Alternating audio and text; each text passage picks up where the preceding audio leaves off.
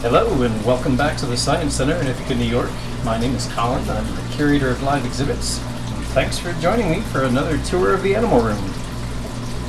We'll spend the next half hour or so looking around a few of our creatures here at the Science Center. We're starting off here in our New York native room, looking at our brook trout. We'll look around in the native room a little bit. Couple quick things to show you in the animal room, and then I think we'll try to make it over to the touch tank and our anemone tank over in the ocean gallery if time allows. See how this goes. So as I mentioned, these are our brook trout. These are the most recent addition in our native room. Just want to zoom in by. We've had this tank for some time, since our native room opens, but we recently, last year, got a grant from the North American Native Fish Association, which allowed us to upgrade this tank, put a big chiller on it down in the basement so we could keep it nice and cool, so we could keep these brook trout. This one we're looking at here shows off the pattern really well that they have. They have a dark background with light spots. That's what differentiates our native trout from all the introduced trout. This one has a really neat pattern on the back. They all have that to some extent, but short root here. There we go. They all have that pattern to some extent, but not quite as contrasting as this one is. It's the light spots on the sides. There's a few peach spots, and then the neat highlight of these fish is that the leading edge of their dorsal and pectoral fins have that bright blazing white. Makes those fins show off. Really be striking. So we've got a nice group of fish in here.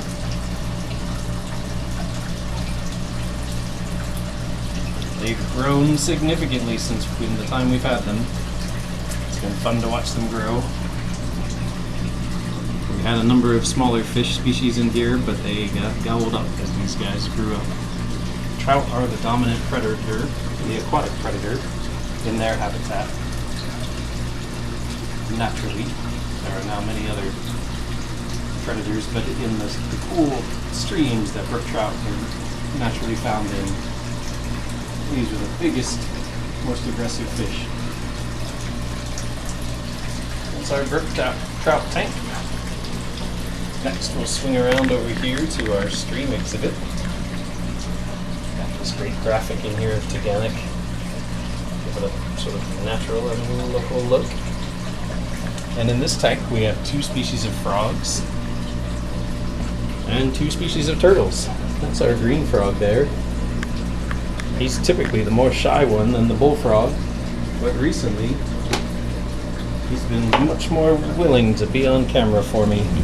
Let's open up this glass. I'll get this camera right in here. So there's the green frog, as I've talked about before. There's that skin fold that helps you tell the 2 different species apart.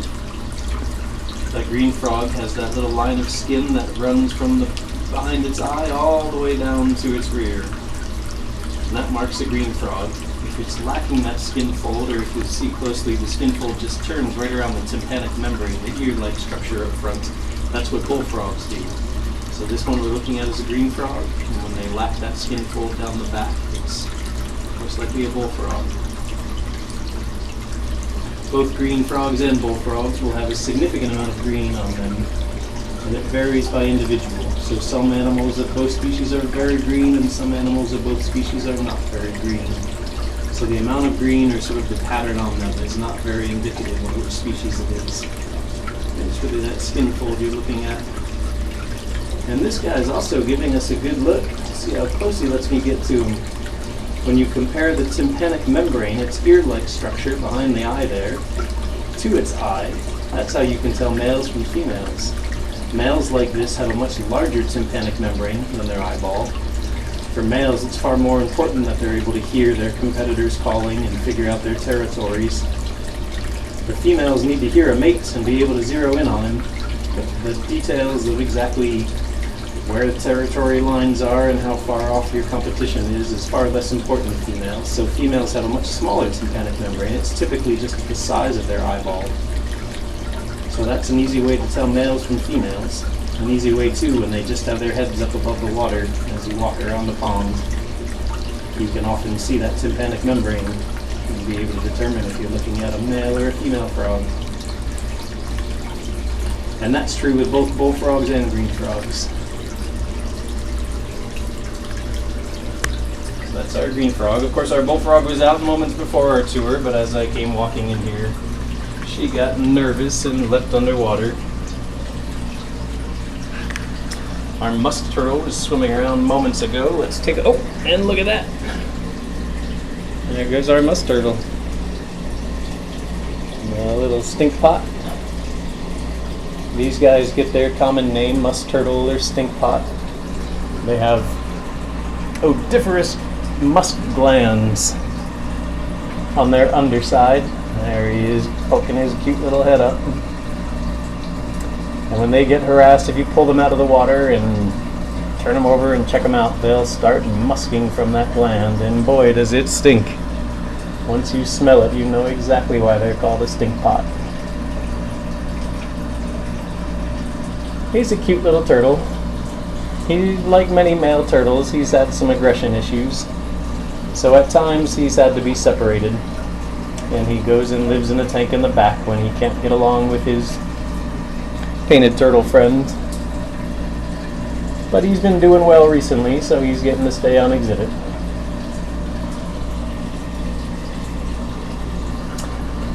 It's awfully fun having this window down here. Our littlest guests really enjoy being able to run right up to an exhibit and look right in, right at their level.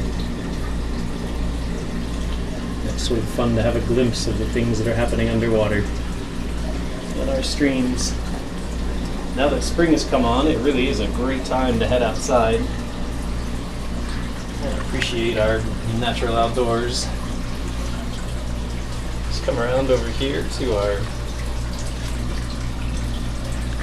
spotted salamander tank. I've got a couple worms, and we'll try to get in this tank and see if we can feed these guys.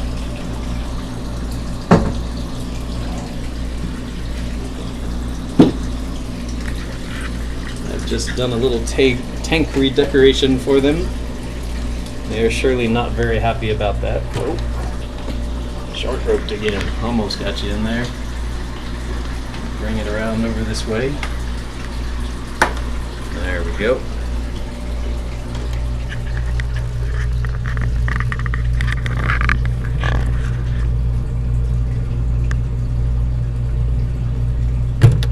How's that look? Oh, pretty close. Gotta come up just a little bit.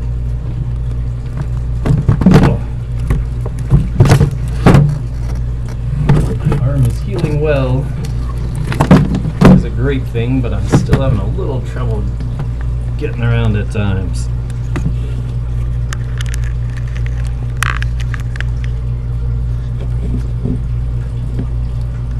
There's a pretty good view of our spotted salamander. That's a view from the salamander's point of view. Salamanders are what's called fossorial. That means they generally live their life underground. They don't really burrow themselves or dig their own holes. They generally are going into existing burrows or squeezing under rotting logs or things like this. I've misplaced my tongs to feed these guys. Give me 1 second, I'll be right back.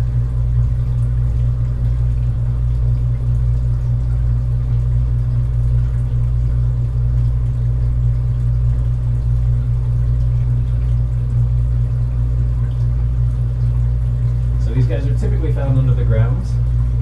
I've found thousands and thousands of spotted salamanders, but only during the breeding season when they've gone down to ponds. I have not once in my life found a spotted salamander in the woods. really the only way to find them is to flip logs and dig up burrows and things like that, and it's pretty destructive to do that. So I've never really gone on the search for them when it's not breeding season. When it is breeding season, oh my goodness, in a good pond like the one on our farm, where we don't have fish, it is an amphibian only pond. During the breeding season, there are thousands upon thousands of spotted salamanders in our ponds. And it's really fun to get to see such a mass migration of critters. Here I'm bringing a worm in here. Let's see if I can get this guy's attention and get him turning back towards the camera. Oh, there we go. He grabbed it. They can be awfully quick. He even grabbed my tongs. There we go. They lunge at their predator that way. Typically they're underground when they're feeding. And they just sort of be feeling along, and when they feel that worm, they take a second to make sure it is what they think it is, and then snap, they gobble it up and swallow it down.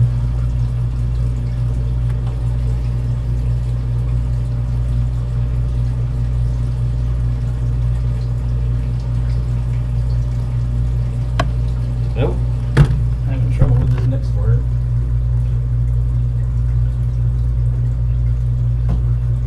Here we go. Let's see if this guy's hungry again. They often like to take their time when feeding, and so he may not. I'm saying he. I don't actually know if this is a male or female. I attempted to collect males. Oh, doesn't look interested yet. It takes them a while to get that worm to go all the way down. So they're fairly slow about eating. Let me turn this camera ever so slightly. Got another one under this log over here, but I'm not sure that. I think it's facing the wrong direction. Try to get some of these leaves out of our view. Yeah, I'm not sure I'll get this one to turn around. We'll give it a quick go, see what happens here. I'll tickle its tail. It feels that it's turning around. There we go. Let's see if we can get this one to eat.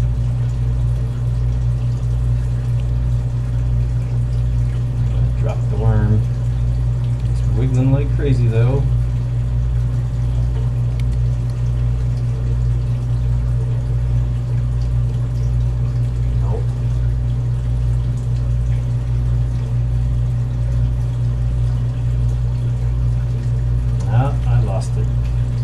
Thought we were going to get that one to eat.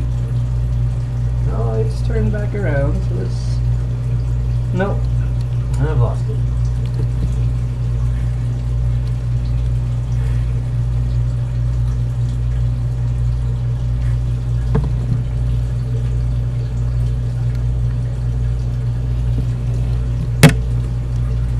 Well, those are our spotted salamanders.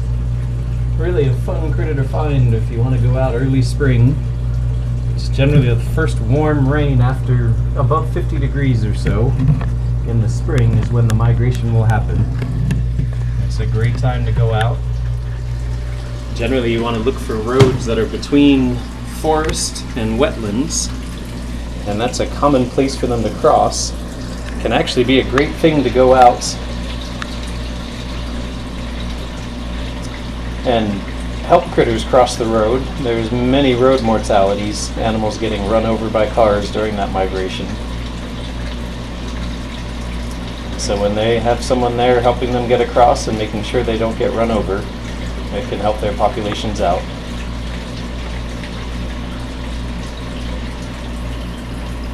So those are our spotted salamanders. They're a fun one in this room. And lastly here, we'll come over to the eastern newts. As I was afraid, these guys have all been tucked away since I've been here. I don't see anybody up the log. There's one hiding back here in the moss. I can't really get a good shot at that one though. Eastern newts are fun though. You'll typically see them if you're looking in the water. You'll see the adult form like this. They're fairly common, coming across them in the woods or in open grasslands. As red Fs, their juvenile phase. They're bright red with little black spots. And that bright red is an aposematic coloration. It helps warn predators or would-be predators that they're toxic and not to eat them. And they spend 1 to 3 years as a red F, and then when they've reached an adult size, they'll go through a second metamorphosis and head back to ponds again, where they spend the rest of their life as adults. Oh, there it goes, swimming along.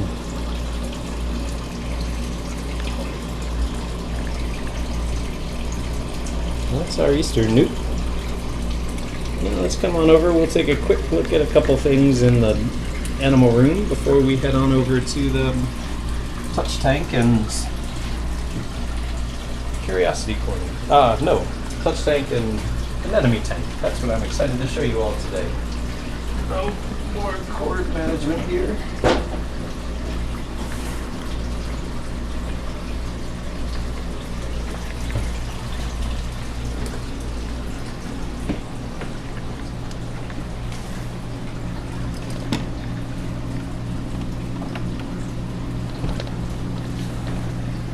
Well, the first thing I have to show you all, sorry for that rocky ride there, trying to deal with my cords as I came across here. First thing is in here. This is our Rhino Rat Snake exhibit. We've got the 2 snakes in here, and our female, I'm fairly certain, is gravid. So this is a lay box I put in. It kind of looks like a giant potato with a hole in it. And I don't know if you can see inside of that, we fill it with sphagnum moss. We keep nice and moist. It's a good hidden place where hopefully she'll lay her eggs. She typically does not. She likes to lay her eggs back here behind the tree. She digs out a little burrow there, squeezes her way in, and lays them back there. It's a pain. I always hope she'll use the lay box. Maybe this is the year she'll do it. But here she is. She's in the water bowl now. She's soaking. You can see her eyeball. You can see it's pretty opaque. It's cloudy and blue. That means it's in shed, and I'm fairly certain this is a pre-lay shed. So she'll shed, and within a few days to within a couple weeks at the longest, probably shorter time frame though, she'll lay a batch of eggs. We'll stick those in our incubator and see if we can get them to hatch. Rhino Rat Snakes are one of the 2 snakes in our collection that go through an ontogenetic color change. That is, as adults, they're pretty green. Our male's hiding over here. Glass is a little messy on this side. There you can see he's not in shed, and shows off that pretty green they are. But their babies, when they hatch, are a steel gray color, a slate gray. They're neat little critters that we usually, when they turn about a year old, they start to pick up the green coloration of the adult. And then it takes another year or so for that green coloration to come in. So we're hoping we'll get some good eggs there and try to incubate them. Then, as I have talked to you all about a number of times, we have our green tree python exhibit here. And I was really excited to be able to show you all some eggs today. And unfortunately, the Rhino Rat Snake's not cooperating. And even our green tree python is taking her time. But I think it will be happening soon. Let me get this exhibit opened up. This is our male here. This is the spot he typically hangs out in the day, though he'll bounce around occasionally. This is his primary spot. He's been getting a little skinny. A male that's in the mood for breeding season generally will be finicky and be hard to feed. So he's been really picky recently. Hasn't been eating a whole lot. But he's doing all right, and we'll get him back on feed soon. Then over here, this is the lay box we have in here for our female. She is gravid. She has had her pre-lay shed. Let's see if I can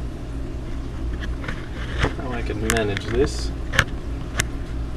I gotta hold a camera, a flashlight,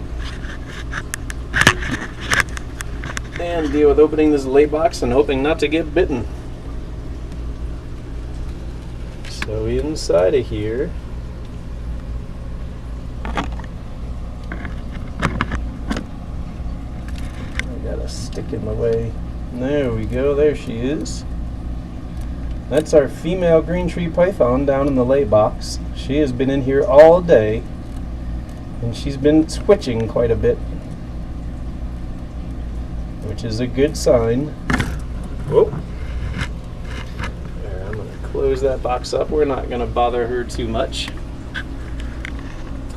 I took a look just before the tour, and I could not see any eggs looking down pretty deep. But that twitching she's doing is a sign that she may be in labor now, may be trying to get those eggs out. They'll also twitch after they lay the eggs. They have these heat sensing pits on the front of their face here. I'm not sure that'll come in focus. Well, can't get them in focus, but there we go. He's got those heat sensing pits on the front of his face. The female will use those heat sensing pits to monitor her eggs. And if they start to get too warm, she'll loosen her coils and air them out a bit, let some of that heat escape.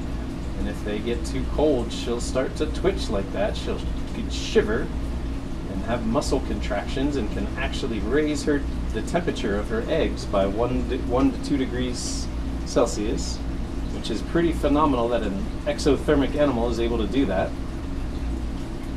They're equipped with those tools, those heat sensing pits, which makes it possible to monitor the temperature of their eggs. And so she'll sit on her eggs through the entire incubation. But then when the babies hatch, they'll come on out of there and slither right off, never to look back again. So the mother cares for the eggs, but won't offer the offspring any care. When she does lay her eggs, if it's on a Tuesday or a Thursday, I'll certainly show them to you all on our tour. Otherwise, I'll pull them and set them up in our incubator, but you can guarantee I'll be crowing about them. Be super excited to have them, and we'll happily show them all to you. I'll get you back on the top of my camera here. And now we're going to try to make our way over to the touch tank. Or more, the anemone tank is where I'm heading to. Our cube tank in the corner of the ocean gallery. Excuse the bumps here while I roll over my cords. I'm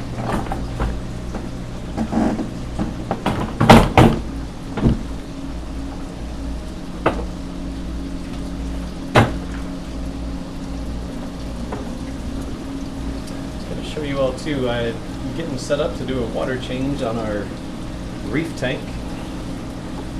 We maintain a large volume of salt water in the back room to be able to do water changes on our saltwater systems. But the reef tank, having such specialized water chemistry needs, we use a special salt. So the bucket on the ground here, this bucket is a bucket full of artificial salt that we can mix into this trash can with. Today I'm just doing a 10-gallon change. I usually do a 15-gallon change each week. We mix up that special salt, and it has really elevated high levels of calcium, magnesium, and carbonate hardness. Those are the elements that reef creatures, corals, need in very high levels in order to be able to grow their exoskeleton.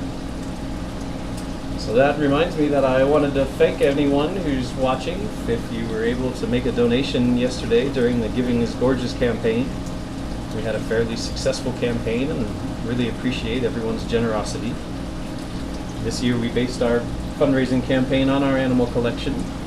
It takes quite a bit to keep these critters going. All of the tools and materials we need, the salt and the crickets, the feeds, and of course the time for me and my keepers. Certainly is a labor of love, but don't think any of us are in a position that we can volunteer our time too extensively. So thank you all for anyone who is able to donate. It really helps us out. Let me go unplug some of my cords, and then we'll start on our way over to the touch tank.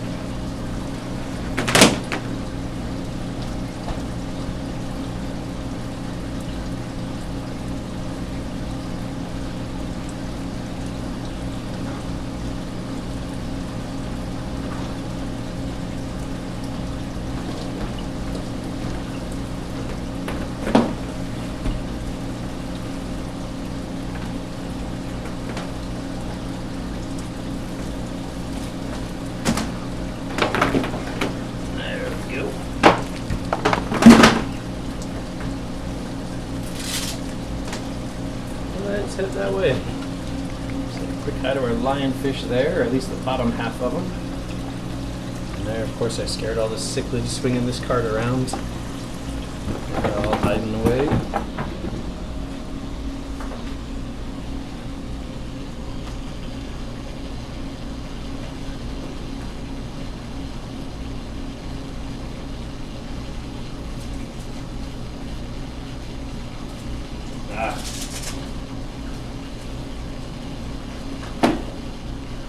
Getting caught by my cords again.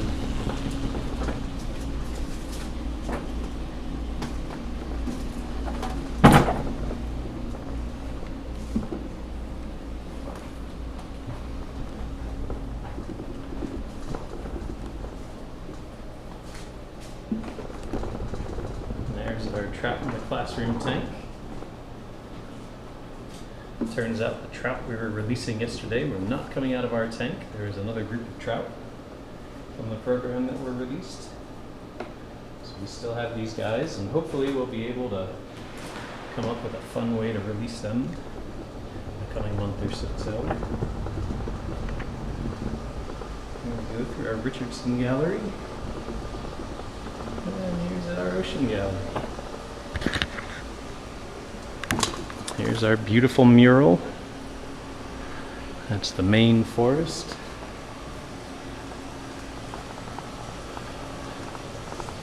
Moving around to an ocean, rocky beach, which eventually then leads into our touch tank. Uh-oh. I may have been short roped.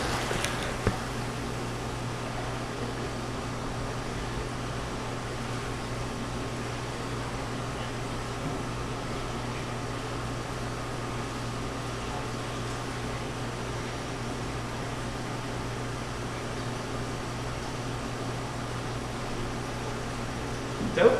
Well, this is going to bring us to an abrupt and unplanned end to our animal room tour. I was going to spend some time talking about our ocean gallery, our touch tank here.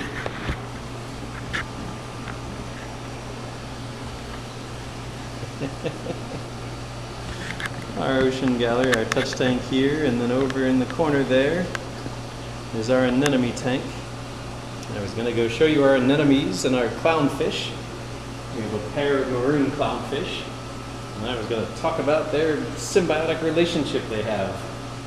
But unfortunately, my Ethernet cable has come to an end. I forgot I need it plugged in elsewhere in order to reach over there, and I'll lose you all if I unplug you now. So this will be the end of our tour for today. I'll figure out how to get you over to the anemone tank soon. I'll perhaps leave it there overnight and into the weekend. And next Tuesday we can talk about our anemones and clownfish. Well, thanks for joining me again for another tour.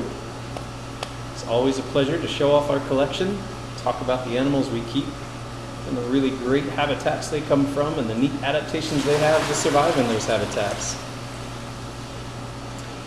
Well, come back again on Tuesday, and we'll see you then. Take care and stay healthy.